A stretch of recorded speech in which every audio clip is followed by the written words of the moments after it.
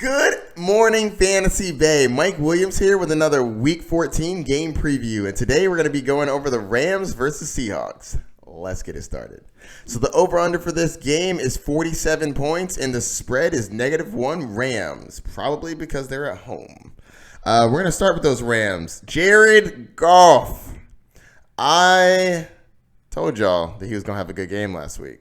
Even coming off those 3 trash games the previous 3 weeks, fantasy football isn't just about how talented a player is. It's also about who they're going against. You got to play the matchups. And Arizona is trash against most positions. So, Jared Goff had a good game last week. Don't foresee him having a great game this week.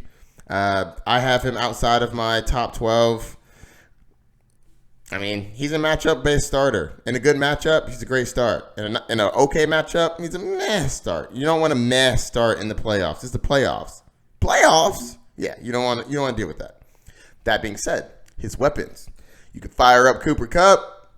Keep Brandon Cooks on your bench, because what the hell is happening to Brandon Cooks this year? Excluding the concussions, even before then, he was playing like trash. Robert Woods, you can definitely play him as a flex play. I have him as a high-end flex play, actually.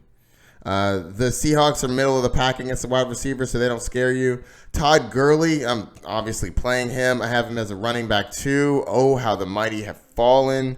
But 18 fantasy points last week. If they're going to keep feeding him the rock, I love it. 19 rushes for 95 yards and a reception. I'll take that.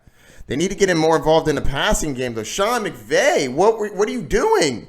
You were the genius. You are the guy, the mastermind. Everybody wants a man from your coaching tree. Like, if you sneezed in somebody's direction, they get a job. Like, I need you to do a better job at coaching your team, man. Utilizing your weapons. Todd Gurley is not just an effective runner. He can catch the ball, and it opens up your offense. I shouldn't be telling you this. You should just know this. He dominated last year.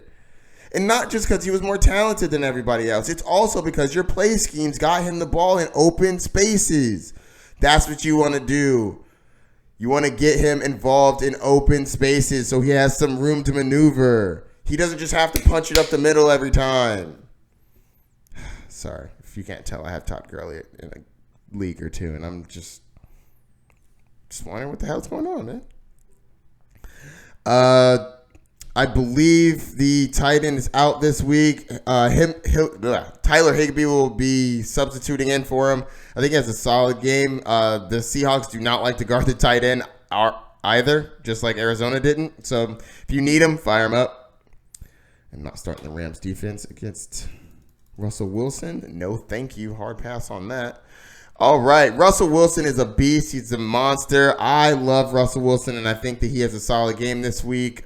In division, they need to win the game. I think he comes out and plays well. Rams are pretty good against the quarterback position. Don't care.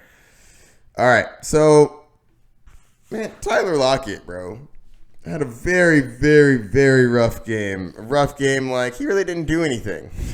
But I believe in the talent of Tyler Lockett. If he's going to be on the field, I think that you play him. Wide receiver, too. He's going to be solid. There's a chance he gets shadowed by Jalen Ramsey because he's the number 1. But I still think that he's a solid play. I don't think he's a great play, but I think he's a solid play. DK Metcalf, he's big, he's strong, he catches the ball. I have him as a flex play. Josh Gordon, unfortunately, is not usable, which is extremely unfortunate. I think over time he may become more valuable, but as of right now, no. Now here we get down to the running backs. Chris Carson and Rashad Penny are basically splitting carries, and in a game where they run the ball a lot, they just do. The Seattle Seahawks run the ball 25, 30 times a game, and they're just going to split it between the two.